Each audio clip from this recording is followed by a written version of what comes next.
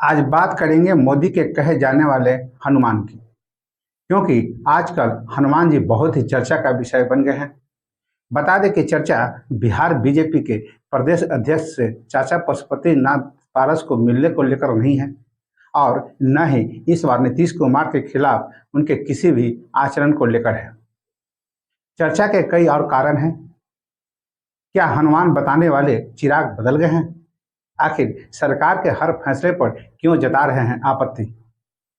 क्या चिराग पासवान ने विरोध जताकर मोदी से ले लिया है पंगा, जबकि नीतीश कुमार के पास उनसे ज्यादा सांसद है, फिर भी ताल ठोक कर मोदी के फैसलों के साथ खड़े हैं? क्या चिराग पासवान आगे संभल पाएंगे? तो आइए जानते हैं पूरा मामला। तो सबसे पहले नमस्कार, आप देख रहे हैं न्यूज इंडिया और मैं आपके साथ विपिन। लोजपा रामविलास के राष्ट्रीय अध्यक्ष और नरेंद्र मोदी सरकार के मंत्री चिराग पासवान इन दिनों खासा चर्चा में हैं। चर्चा इस बार नीतीश कुमार के खिलाफ उनके किसी आचरण को लेकर नहीं है और न ही लोजपा के दूसरे दल के नेता उनके चाचा पशुपति कुमार पारस के साथ रिश्ते को लेकर। चर्चा तो सिर्फ इस बात की हो रही है कि पानी में रहकर वे मगरमच्छ की भूमिका क्यों निभा रहे हैं। यह उनके पिता स्वर्गीय रामविलास पासवान के ज्ञान का असर है या कोई और वजह?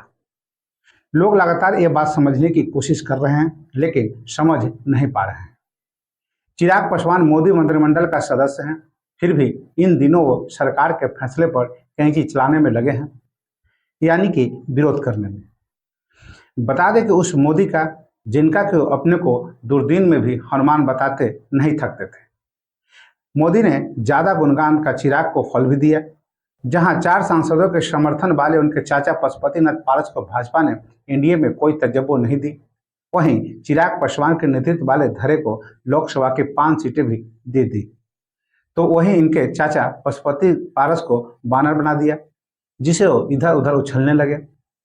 वे कभी लालू प्रसाद यादव के मंत्री के पास तो कभी नीतीश कुमार के दरबार में हाजिरी लगाते रहे। नतीजा क्या निकला? 0। लोकसभा में किसी ने पशुपतिनाथ पारस को कौड़ी के मोल का भाव नहीं समझा। अलबत्ता इकलौता सांसद वाली पार्टी के नेता चिराग पासवान को भाजपा ने तवज्जो दी और उन्हें 5 सीट दी।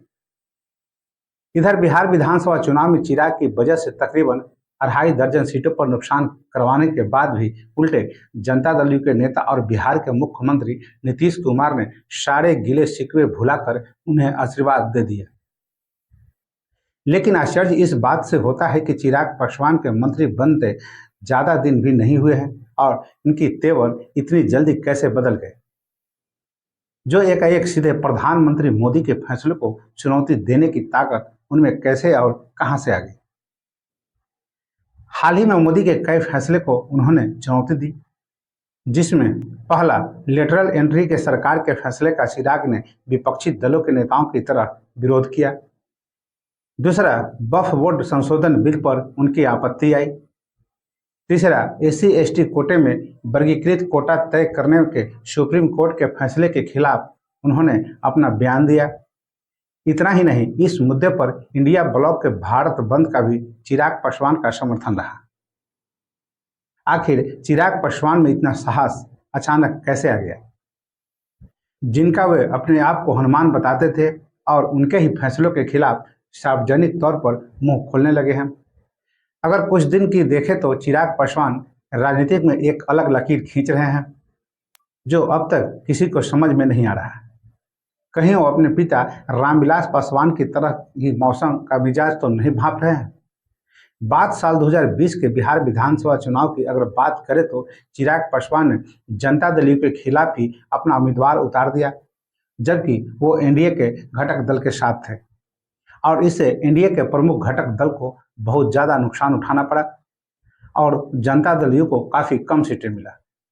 बात करें इस साल हुए लोकसभा चुनाव की तो चिराग का एक जिला अध्यक्ष सिवान में एनडीए समर्थित जनता दल उम्मीदवार के खिलाफ प्रचार में उतर गया। तिरहुत स्नातक क्षेत्र में उनका एक उम्मीदवार एनडीए समर्थित जनता दल उम्मीदवार के खिलाफ ताल ठोकने की घोषणा कर चुका है। चिराग अपनी ही सरकार के निर्णयों पर सवाल उठा रहे हैं और विधानसभा चुनाव में उनकी हरकत को भाजपा का स्क्रिप्ट माना गया। इसकी वजह भी थी।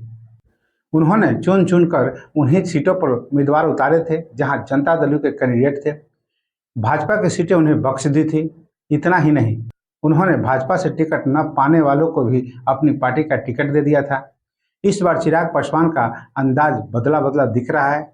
इसे किस रूप में देखा जाए, वहीं इस बात को राजनीतिक विश्लेषक भी नहीं समझ पा रहे हैं। अब एक बड़ा सवाल, क्या यह भाजपा के इस बार लोकसभा में कमजोर होने का असर है, या मोदी इस बार अपने सहयोगी दलों को प्रति इतने उदार हो गए हैं कि अपने मंत्रियों को अपने ही सरकार की आलोचना की खुली छूट दे दी है। वैसे हर महीने में मोदी के लिए चिराग से ज्यादा अधिक महत्वपूर्ण बिहार के लिए मुख्यमंत्री नीतीश कुमार हैं, जिनकी पार्टी के 12 सांसद और मंत्री हर मौके पर न सरकार के साथ डट के खड़े रहते हैं, बल्कि सरकार के पक्ष में दिल खोलकर बोलते भी हैं। आपने संसद में देखा होगा, जब वक्फ संशोधन बिल पर जनता दल कोटे के मंत्री राजीव रंजन उर्फ ललन सिंह ने जिस तरह खुलकर समर्थन किया, उसकी उम्मीद कहीं से नहीं की जा सकती थी। बात करें लेटरल एंट्री और आरक्षण के मुद्दे पर, तो जनता दल पूरी तरह उसमें खामोश रहे। पर देखा जाए तो 5 सांसदों और तकरीबन 5% वोटों वाले चिराग पासवान क्यों इतना उछल रहे हैं। इन दिनों चिराग पासवान की इस हरकत से और आए इस बदलाव से भाजपा सहज महसूस नहीं कर रही होगी, इसकी उम्मीद नहीं के बराबर है। तो फिर भाजपा भी शांत नहीं बैठेगी। इसको लेकर राजनीतिक गलियारे में चर्चा तेज है कि चिराग के खिलाफ भाजपा ने अपना कार्रवाई करना भी शुरू कर दिया है, जिसे उस समय इस बात का ज्यादा बल मिला कि जब बिहार भाजपा के प्रदेश अध्यक्ष दिलीप जायसवाल अचानक चिराग पासवान के चाचा और लोजपा प्रमुख पशुपति कुमार पारस से मिलने उनके पार्टी दफ्तर ही पहुंच गए। सूचना है कि भाजपा की ओर से पशुपति नाथ पारस को दिल्ली से बुलावा भी आया है। बता दें कि हाल ही के दिनों में पारस इसलिए भी चर्चा में रहे कि लोजपा रामविलास के एक सांसद ने बयान दे दिया कि उन्हें एनडीए से निकाल दिया गया है। संभवतः है कि दिलीप जायसवाल की मुलाकात में इन पर भी चर्चा हुई हो, पर असलियत यह नहीं है। दरअसल चिराग के खिलाफ भाजपा ने अपना अभियान शुरू कर दिया है। आने वाले दिनों में कोई और चौंकाने वाली खबर भी आ जाए तो इसमें कोई आश्चर्य नहीं है। तो बस अभी के लिए इतना ही। अगर आपने अभी तक मेरा चैनल को फॉलो और सब्सक्राइब नहीं किए हैं तो अवश्य कर लें, और इसी के साथ मुझे आज्ञा दीजिए। नमस्कार।